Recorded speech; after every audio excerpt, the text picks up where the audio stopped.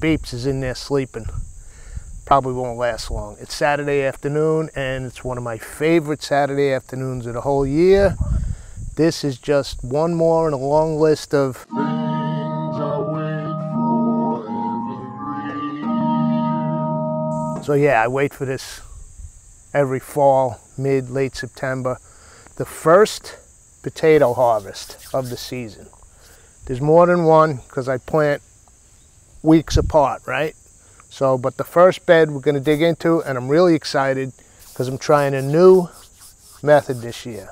I always put them in the ground, nice trench, hill them up.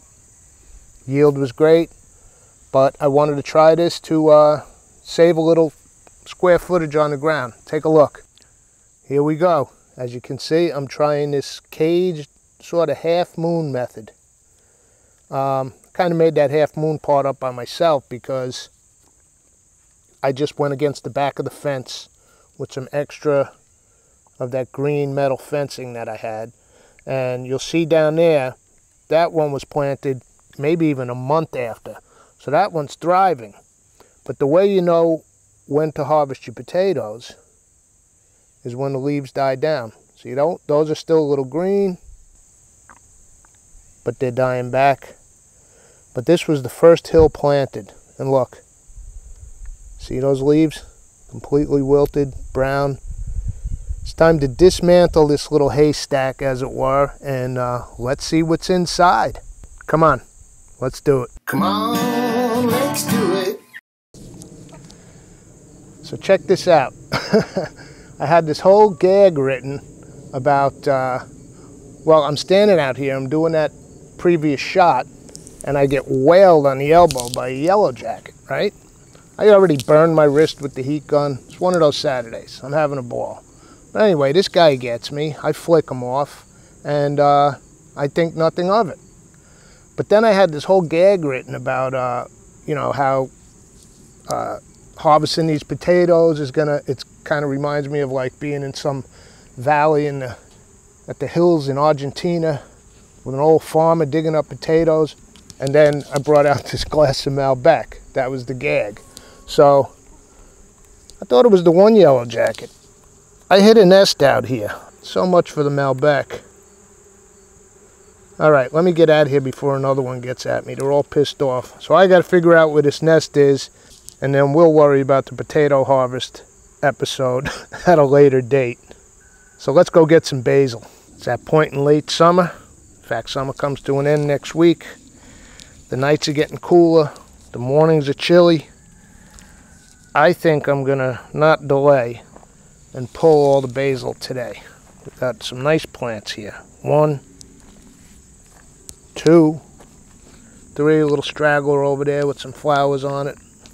This one's flowered like crazy, but you know, I dry the flowers. So we got 4 healthy plants to pull. So let me set this camera up and let's give them a yank. All right, well, this is a pretty easy harvest. Basically, just gonna yank them up by the roots. A little tomato guy here with flowers on it. Sorry, buddy, it's too late in the season. That's basically your basil harvest. So I'll get the other 3 plants and I'll meet you guys over by the patio. Come on, let's do it. Come on, let's do it. All right, so here we go. The first basil harvest. Now I didn't get all 4 plants. I took these 2 big ones. I left another large bushy one and that little straggler because we got weeks left before any frost, but I do like to get some moving. So I got these 2 big plants. I couldn't locate my garden shears. I have 2 sets of them. They're around here somewhere. I hope not out in the elements, but I'm using these little wire clippers are great, and not to fear. I washed the whole thing with soapy water and one of those scratchy sponge things, so it was clean. And then I paper towel, a little avocado oil, lubed it up good, so we're good. So what I'm going to do is start cutting these away from the dirt and just get rid of that whole root ball. All right, let me finish these and then I'll show you the next step. We'll get in a little closer. All right, So I got these snipped up. What I did is I did individual branches, and I'll explain this to you now. I'm going to take some of these, see with the long stems, and I'm going to put those aside. Or actually, I'm going to put this whole, I brought myself out a new Malbec, but this time with a cover. One of these little Japanese soy dishes works perfectly because, hey, one or two of them came over here. I had one on my belly. It didn't get me, but it seemed like it wanted to. This is starting to calm down a little. But they're over there getting hammered on Malbec. We'll check back. I'm determined to harvest some potatoes today. I think I can do the middle one safely and let them just drink over by the right one. So I brought this out, my strainer, and I'll put what I want to use as branch like this, which you'll see inside. Okay, so let's go through them, and then off the tops I'll kind of split them up like nice thin branches like that with a long thin stem. Here's one. And then what I'm going to do is I'm going to take some of these tops and I'm going to start taking just the nice leaves. I got this, my pie plate. I love this pie plate. $6, $7. And I'm going to put leaves, only beautiful, green, unblemished leaves off the stem are going to go in this pie plate. And as you might imagine, this is a tedious task, okay? You can't be in a rush. I got nothing going on. I got a list a mile long of stuff I'm trying to do around this property. So what I do when I shut the camera, I'm cranking tunage in that rig up in the porch. LPs, vinyl. I got through side one of Quadrophenia, and there's 3 more sides to go, so I got a lot of basil to deal with. All right, wait a second, I almost forgot. I'm not going to go to Quadrophenia. You guys are going to have to watch me do this because I was going to tell you the story that I was reminded of by those yellow jackets going crazy over there. So here's the deal. As you know, or should know, and as I have known for years, and you just saw evidence of, yellow jackets nest in the ground, okay? I've been dealing with them all my life. I was a lifeguard in Long Island on beaches for 12 years. The end of the summer with the garbage cans, the yellow jackets, it's a part of the summer, all right? They're scavengers, and they can be nasty, but not nasty.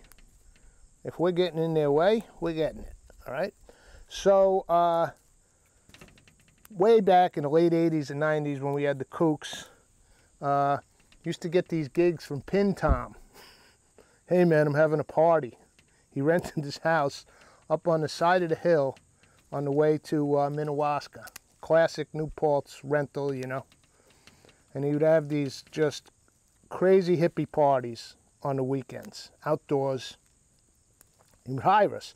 And then he'd want me to do posters for him. Can you draw a poster? And he was like the art director. I want this, I want that. One time he goes, I can't remember if it was a Valentine's party, but he's like, yeah, I want a hand, kind of like a girl's hand with like long fingernails, holding a heart, like a beating heart, and the nails are digging in and there's blood dripping out. This was my illustration assignment as dictated to me by Pin Tom. So anyway, he books us for this one party at the house. Classic, probably like October, fall weather, right? Outdoors, and the house is on the side of the hill, coming down the mountain. The yard, steep yard, there's the house. It was a great place, rental.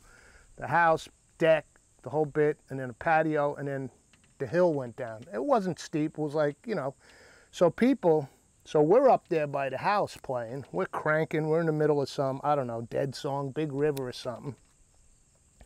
People are coming to the party, and they're fluffing their blankets and putting them on the ground, and there's a keg, and there's a campfire. It's classic.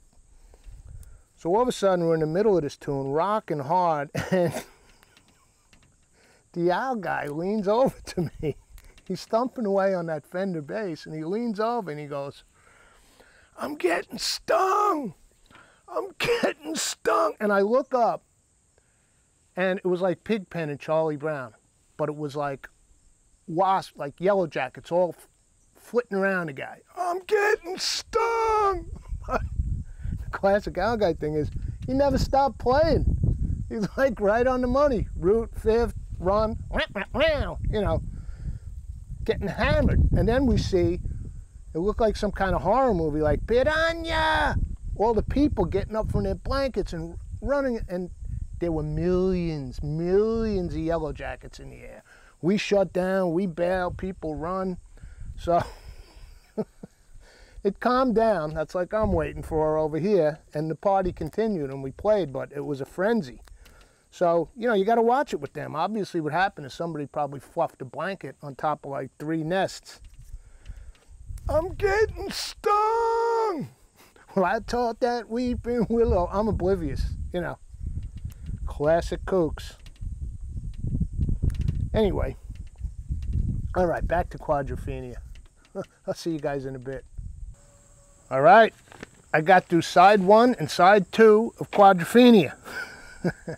But as you can see, this is a tedious process. I processed most of these plants, but look what I still have left to go. And I don't know about you guys on this Saturday afternoon, but I've got a long list of stuff I want to accomplish this weekend. A couple of them are already cross-offable, but I want to move on to the next thing. So I've got these stalks, right? And then in here, I've got leaves. We'll take them on in the kitchen and I'll show you, give you a better close-up and tell you what's going on because I want to get back out to those potatoes. So first, let's take a quick pit stop into the kitchen. Come on, let's do it. All right, we got a lot going on here, and I still want to get out to those potatoes. It's almost 3 o'clock. So let me hip you to what's going on here, and then we'll head back out. We've got in the pie plate, I isolated what I considered just the most beautiful leaves from the top, as green, dark green, fresh, and blemish-free. I'm still picking through them. There's a little blemish. Those come out. The most blemish-free leaves, which obviously you're probably way ahead of me. We're going to make some pesto, all right? So let's set those aside. I'm actually going to put those in the refrigerator, all right? Keep them as vibrant as I can. So I'll pop those in the fridge once we're done here. Leaves for pesto. This, by the way, is, I thought I did a quick tips. Turns out it was just an Instagram post, but as a quick tip. But these were the leaves. When the basil goes to flower, I got in there and snipped them all off. That helps the plant bush, and they've been in here for about almost 2 weeks. So they're dry as a bone. So you pop them in an airtight jar. An airtight jar. Nice ball jar. And let me tell you something, man. In the middle of the winter, January, February, I've got those San Marzano tomatoes in there, frozen, all skinned, processed, frozen. Nothing will pick you up out of the winter doldrums like a nice pot of homegrown Roma tomato marinara. And then you take one of these basil flowers out and you just crush it in. Oh, it's almost as amazing as crushing a Panama red bud back in 1976. So there's my basil flowers. Those will go up on the pantry shelf for use all winter. So now what I've got are 2 sets of stalks here. And the only reason there's 2 is, like I said, I didn't want to spend the whole day doing this, okay? I got through 2 sides of Quadrophenia. My goal was to do the whole thing. Turns out it's one of those double albums which I can't stand. I played side 1, I flipped it, and then I came back in to go to 3 and 4. No, it's one of those records, side 1, side 4, the second disc is 2 and 3. Who came up with this creative idea? I played side 1, I flipped it barely without looking, played side 4, and then it ruined the magic for me. I'm like, I'm not going to go back to side 2 now. All right, so these are the stalks. These are the ones I did not get to. So what I'm going to do with these, again, I want to keep them as vibrant as I can. I'm going to take a brown paper bag, wrap them up, and put them in the refrigerator. And I'll probably deal with them tomorrow at some point. These I snipped down. I told you they have the long stem. Let's bring those over here and I'll show you what I'm gonna do. My little sister Chile gave me this as a gift many years ago. And what I like to do with this, it's hung on here on the kitchen wall. And I take these basil stalks every year and I put them in here, just like so. Now you know why the long stems. And what's going to happen here, these leaves, and first of all, they look great. It's a natural room deodorant. I mean, the aroma in here will knock you down. It's incredible. It's better than any incense, any candle. It's unbelievable. Freshly cut basilica. You like fresh cut grass? Try basil. All right, look at that. Let me grab this and back up. So that hangs on the wall. It's giving off an incredible aroma. And these things will air dry. The leaves, the flowers, and then as they air dry, I take them off leaf by leaf and put them in an airtight ball jar, okay? And what's gonna stay are the stalks. And then the stalks become wood chips for the Weber grill, right? You soak those, break them into little 2-inch pieces, soak them in water for a half hour. You drop them in that wood fire. Magic. All right, let's get back out to the potatoes. Come on, let's do it. Come on, let's do it. All right, I think most of the activities over there, there might have been a nest because I went in with the pitchfork. There was quite a bit of activity.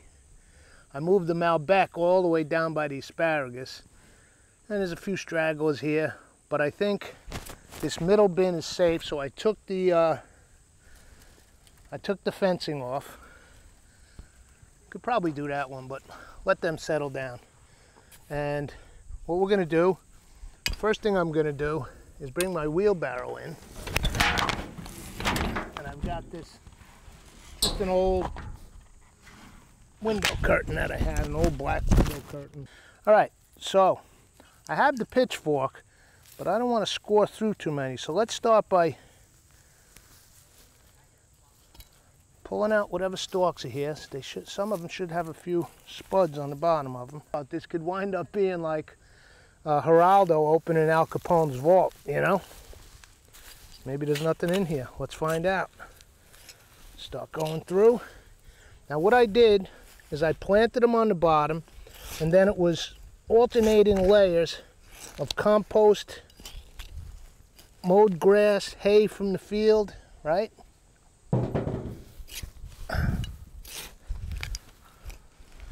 So we're just going to go through the layers, and this will make great addition back to the compost heap, you know? It's all broken down with the straw.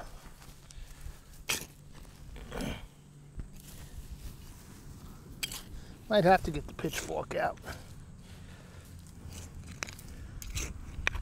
Al Capone's vault or what? Where's all the spuds? Here we go. Some small, almost like new potatoes. It's all right. Here we go. They're not that big, but they're gonna be tasty. That's talking lobster boil right there to me. Ah, there's a nice one. There we go. There should be some big Idahos in here. Actually, this might be that variety. There might be some big Idahos in there. And it's looking calm over there. Maybe we'll move over there in a little bit. All right, that's it so far. There's more digging to do over there. But there's no doubt in my mind I disturbed some kind of nest in the ground because they're just going bonkers. So I don't want to disturb them anymore. I got stung one more time on the arm. This little bastard's hurt. So, I mean, I'm sorry that I disturbed their nest, but maybe they'll move on now, you know? Because there's more digging to do here. With potatoes, you just got to keep going. That's, you know, not bad for a few-minute dig on these two hills, but it's not like last year. So I think the consensus is grow in the ground. Or, you know, the weather's been weird. Let's see what that one does. That's a couple weeks down the road, and I think that has some red potatoes and some long storage, so that'll be good. So the idea with these now is we want to cure them I'm going to take all the little tiny ones into the kitchen because these we're going to cook right now. There's no sense storing those. We didn't exactly get any, baking potatoes, but some of these. So what I'll do with these, I'd leave them right here, but those chickens will make short work of them.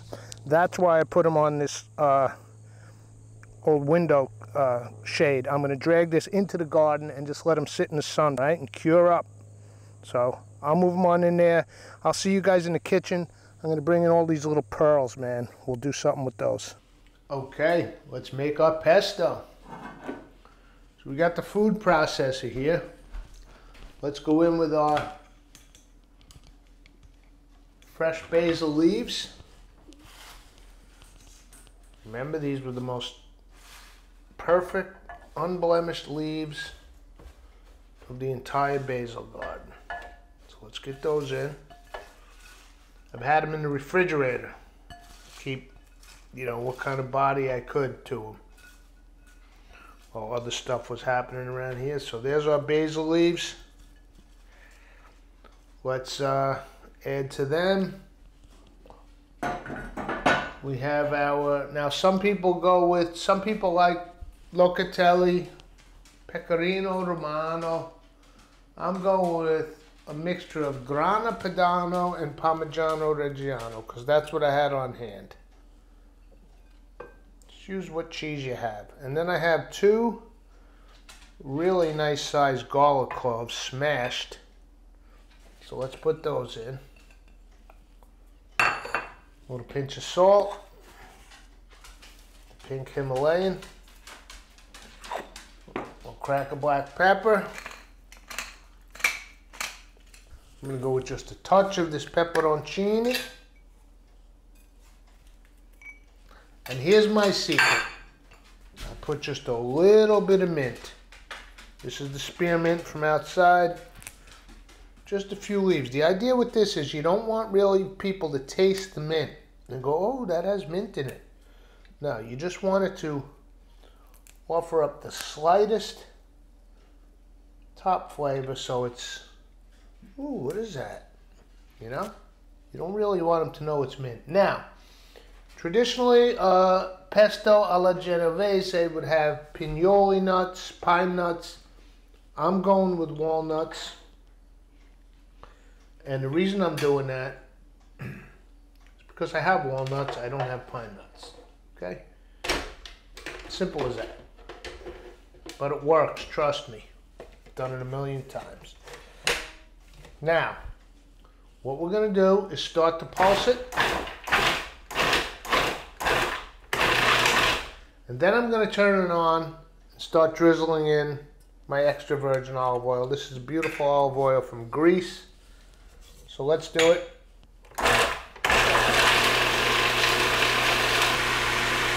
And you can watch what's going on in there to see, how much liquid to add. Still a little dry, but we're getting there. It's turning into a pesto. Oh yeah, fresh as can be.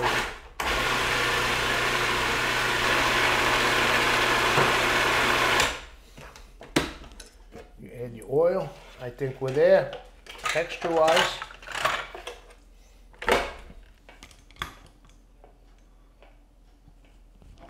Pesto alla genovese.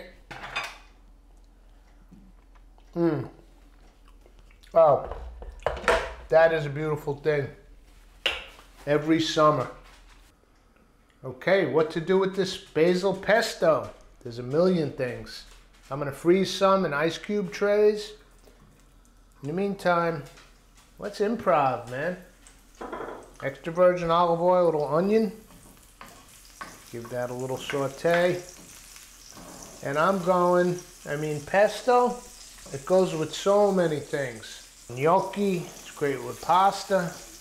But one of my favorite things for basil pesto that it pairs with is shrimp. You know I love my Gulf shrimp. So let's get these onions going. And let's toss in our shrimp.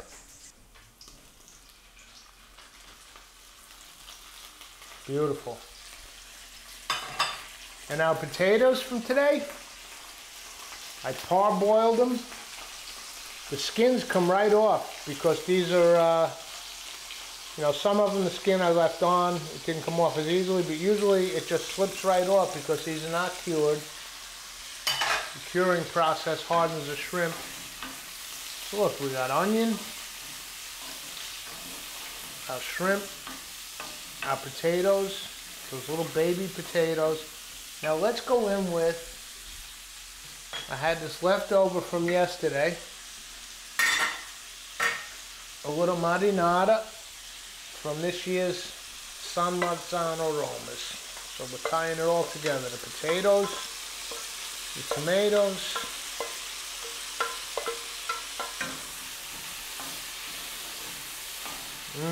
oh, what a smell. And now I'm going to throw in 1 can, yes, I'm using can, I rinsed them, cannellini, okay, some white beans.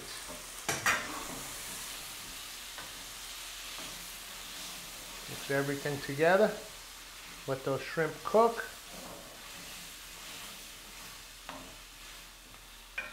We'll go with a pinch of salt, pink salt.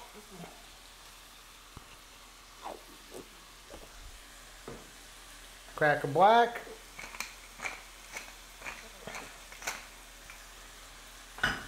All those shrimp cook up. Oh, that's beautiful. Okay, I think they're good.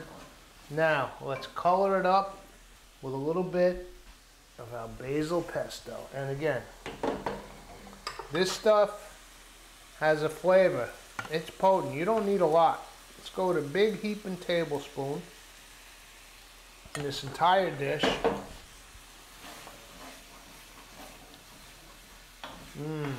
It's almost like adding an herb, right? Instead of a dry herb, that pesto is our herbs. And mainly the cannellini were from the can, so we don't have to worry about those being cooked. The potatoes were blanched 6 minutes, so they're basically cooked. We just want to get the shrimp cooked through. And let's bowl this up and see what we've got here. I am so psyched. Cannellini. Let's make sure I get a shrimp. Let's make sure I get some of those small potatoes just harvested. We've got a smashed garlic clove in there. Oh, cannellini. Let's give it a go. Now on top, I'm just going to go with a drop of fresh basil pesto.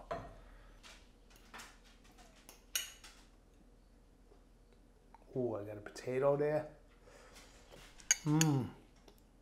Oh man. Rustica. When I say rustica, I mean it. This is like a farmhouse. Well, let me try a shrimp.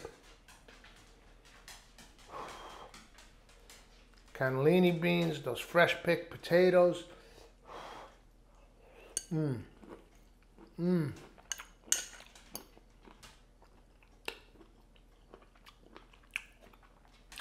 Pesto with shrimp, I love it.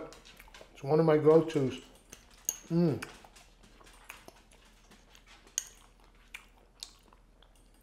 These little baby potatoes, you saw them out there. In a way, it's a problem. I need to get the potatoes to grow, but in the meantime, hey, tender,